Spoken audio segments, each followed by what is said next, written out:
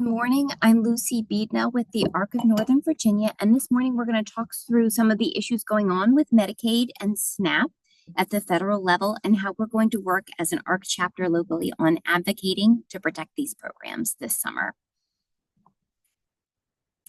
So as a quick overview, we're going to talk about, again, the federal landscape, what's going on with these programs and ways that we can get involved and how we're going to share about this. And then at the end, we'll wrap up a little bit talking realistically about what success may look like given what we're facing here.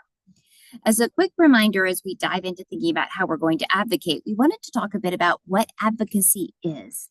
And in our view, that's two things. It's both educating, right? Letting people know what's really important. This is how this program works well or doesn't. This is what's going successfully in my life. This is where there are challenges. This is where I need you to step in, followed by an ask.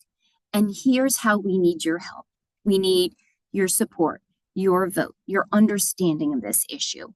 So as we talk about advocacy, sometimes I feel like that word gets overladen or confused with other things. Most of it's education. It's telling our stories about what matters, because when people understand issues better, they're more inclined to vote to support the needs of the people sharing those stories. And it's part of everything we do, small and big touches every day. So now let's dive into here a bit about what's going on with Medicaid and SNAP, also called food assistance, at the federal level. The federal bill, called One Big Beautiful Bill, is moving through Congress. So I can give you a point in time update, but recognizing that the things may not look this way once the bill is completely wrapped up and signed.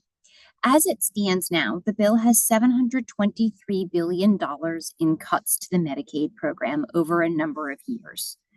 The Congressional Budget Office has estimated that this is going to mean a loss of Medicaid health care coverage for about 10.3 million people across the country. Some of the ways that we expect that to happen are through work requirements, which are mostly at this point planned to touch the Medicaid expansion group. Those are the folks who only got Medicaid after the Affordable Care Act passed and Virginia expanded Medicaid to single adults who are, generally speaking, are working, but aren't earning enough through work to be able to ensure that they can get private insurance coverage, right? So they're getting Medicaid for that reason.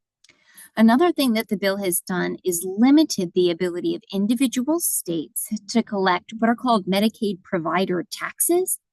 In short, that's a way that states charge taxes and fees to places like hospitals to make up some money in their Medicaid budget.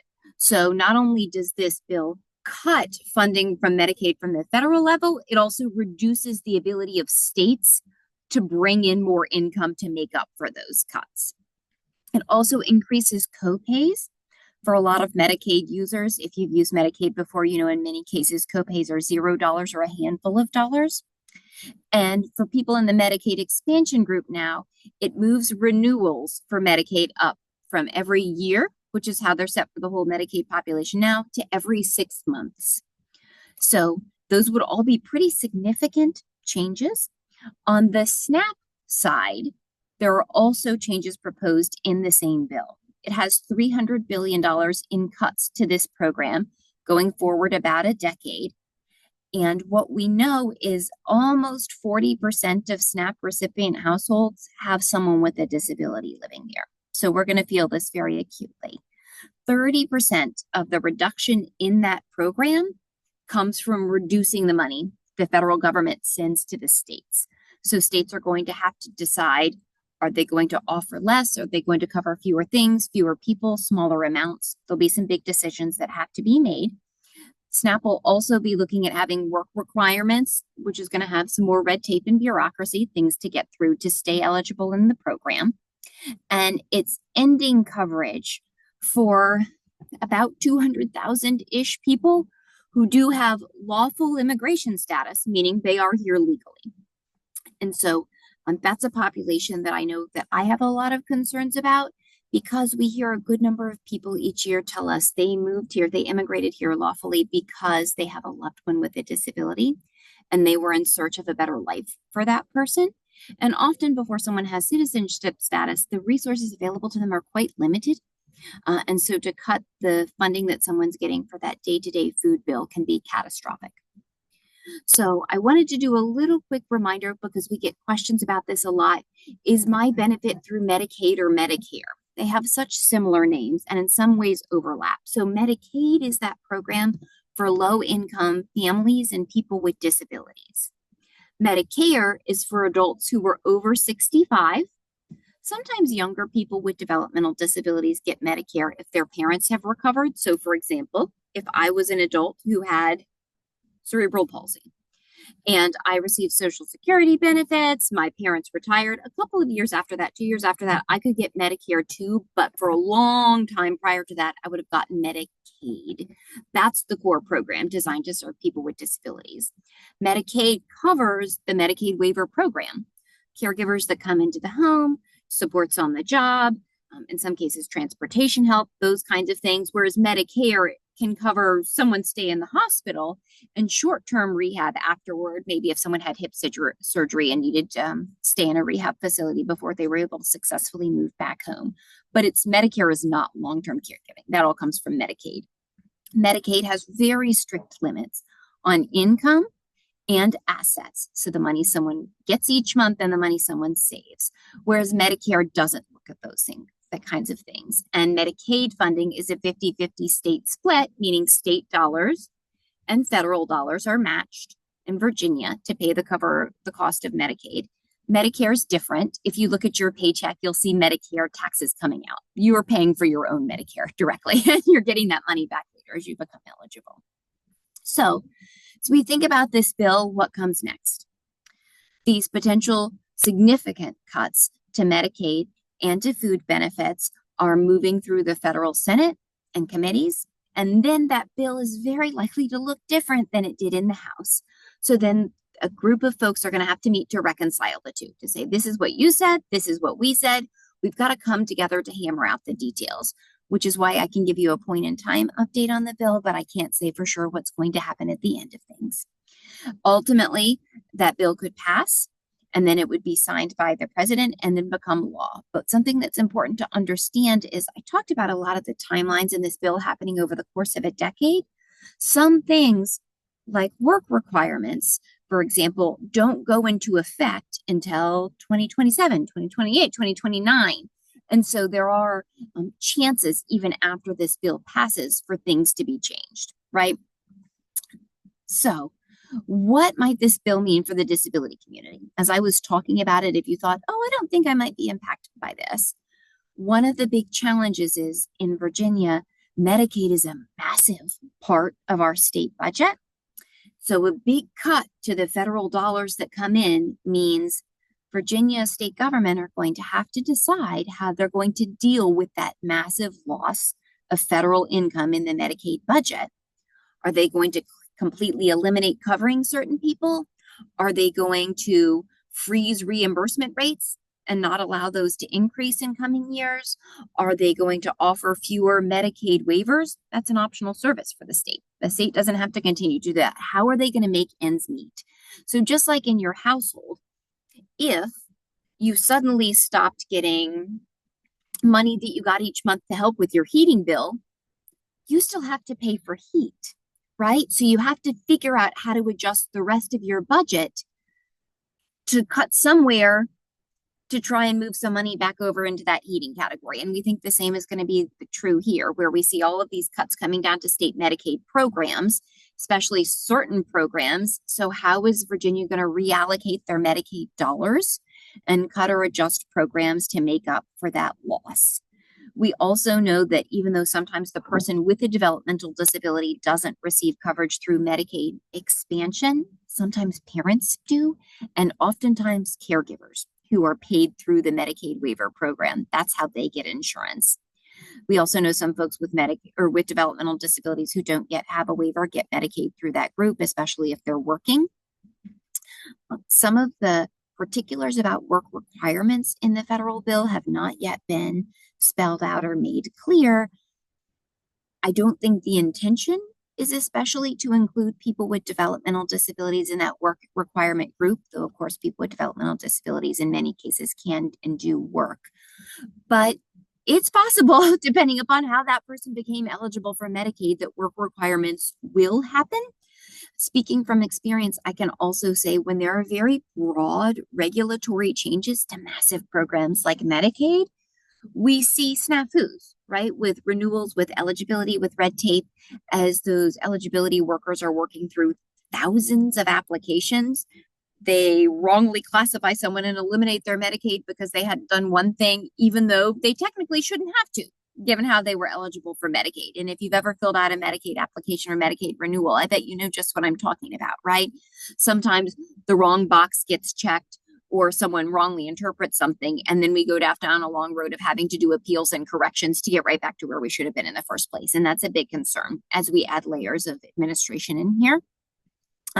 We also know for people with developmental disabilities, SNAP or food stamp benefits are a significant part of their monthly budget.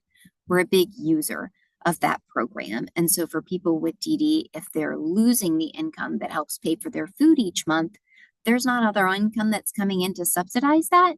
And we'll have to be looking to state, local, and other programs to figure out how to make that money up. So I think it's fair to say the impacts can be pretty broad and highly significant to the developmental disability community and the disability community writ large. So now we're going to talk about how we take action, knowing all of this. Anyone is welcome to participate. And if you want some swag as you participate, you're welcome to. So there are 3 different kinds of buttons that our national ARC provided to us. You can see those on the screen. One says, I'm Medicaid, don't cut me. Another says disability rights are human rights. And the third simply says protect Medicaid. There are also large signs, 11 by 17, that say protect Medicaid. If you want to come to the office of the ARC of Northern Virginia and pick up a button, multiple buttons, a sign, multiple signs, you're welcome to.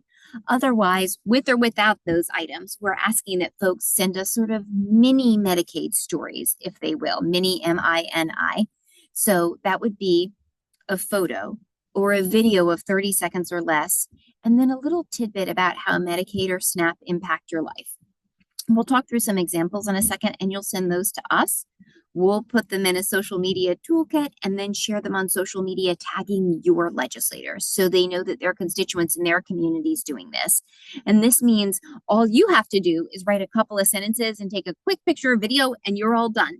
And we'll take care of the rest. So we want those stories, even though they're short, to be personal and focused on the person with a disability. And photo or video for all of them, right? We tend to be visual learners, and little anecdotes or quick talking points, really tiny. And we're not looking for anything that's perfect. We're looking for things that are real. I always say it's not perfect, so it's perfect, right? We don't need it to be some kind of professional polished photograph or film. We just want stories that are real and reflective of your life and not generic in nature. So here's an example. You could take this picture of someone wearing the button and holding the sign that says, I'm Lucy and I rely on Medicaid for caregivers for my family through the waiver program. It's nearly impossible to find standard babysitters for kids with disabilities, but my family's Medicaid waiver allows me to work and keeps our family afloat. I'm Medicaid, don't cut me. Little stories like that, a couple of sentences that could be written or said in the video, are all we need. Like I said, I'll share our address with folks. It's 3060 Williams Drive in Fairfax. We're on the 3rd floor, and our receptionist has a whole box of buttons and signs for folks who may want to come pick them up. I'll also bring them to any upcoming events that we have, or if you know you'll see me at a meeting or something like that soon, feel free to let me know. So at the end of your statement, you can add these, or we'll likely add things like this as we post them, but protect Medicaid with the hashtag hands off Medicaid. It's also a hashtag. I'm Medicaid, don't cut me. Disability rights are human rights. And to remember, July is Disability Pride Month. So we really want to be pushing this out very heavily, right? Disabilities are things to be proud of. It's how all of our bodies and brains are different. It's who we are, and we are all welcome. And we want to make sure everyone knows that we are a part of their community and we need services and supports like everyone else in the world. So there are other ways to take action that you can engage with this summer and beyond. At the ARC.org, which is the National ARC office, you can follow for advocacy updates and action alerts. They're doing a lot to say, quickly reach out to your senator on the day that this vote is coming up, or do a quick reply to let Congress know that Medicaid and SNAP benefits are important to you. And that's a great way, really in a handful of seconds, to send things out. If you can personalize those little messages going out, it's great. But if not, it still matters. They have had something like 350,000 people use their action alerts to contact Congress in 2025 alone. This is how riled up our community is and should be, because these cuts have the potential to be catastrophic to us. The Arc of Northern Virginia has an advocacy newsletter that comes out each month. If you want special updates on advocacy, you'd send me an email. Just say you want to get the advocacy emails. We're happy to do that. We also want to make sure people are talking about Medicaid with their family and friends. And it doesn't have to be in a heavy-handed way, but Medicaid covers more than I think a lot of people realize. And just reminders, oh, I'm worried about these cuts to Medicaid because that's how I get my help at work. That's how my child gets their school nurse funded. This is how we get the RN. This is how we're ever able to leave our house because we get a caregiver through Medicaid. This is how we get a neurologist. This is how we have hospital stays covered. This is how we aren't in poverty. Little anecdotes like that help seed in people's minds the importance of Medicaid and spur them on to take action and support you as well. Keep in mind, this fall, we have candidate forums coming. We'll be talking directly with candidates for Jerry Connolly's former seat, the congressional seat that covers the heart of Fairfax area in Northern Virginia, Virginia State House seats all over Northern Virginia, and the statewide races for governor, lieutenant governor, and attorney general. And we've already started meeting with these candidates to prep them on these issues. And we want you to show up and show out at these forums. Come. Attendance matters. 1 in 5 Virginians have a disability. We're a massive group. We want to make sure that legislators know that and are hearing from us. They're seeing us attend these forums. Our whole family attend. They're seeing us put in questions, respond to what they're saying. We want to make sure they know that the disability community is watching and we're voting. Also, if you want to go way above and beyond, you can write a letter to Congress. We have a blog for self-advocates to share their story called From the Desk of Self-Advocates, and we welcome stories to be featured there. During the summer, we often invite legislators to meet with us one-on-one and tour homes or sit at a local coffee house and just share our story. I would attend all of these things with you and help you.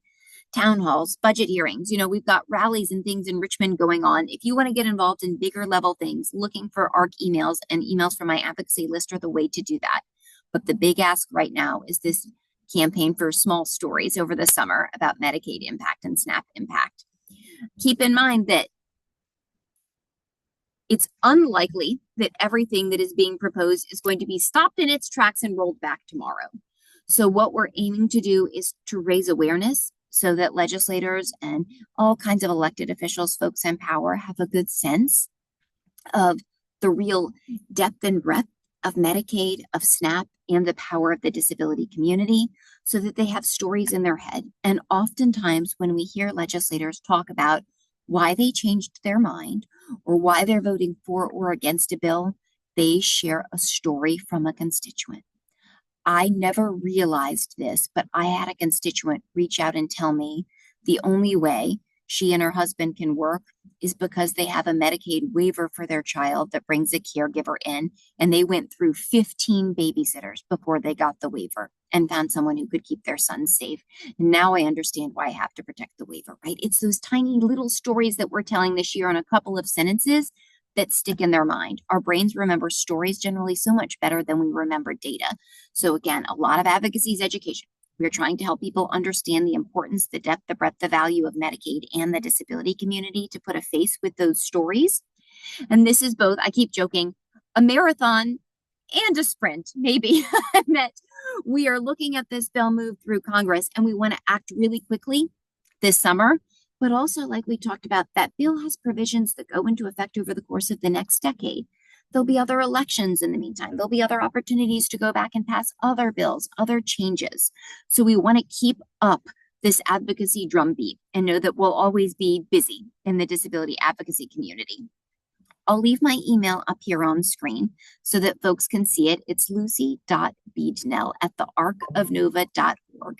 And that's where you would both send your tiny story, your photo or your video, and a couple of sentences about what Medicaid matters for you.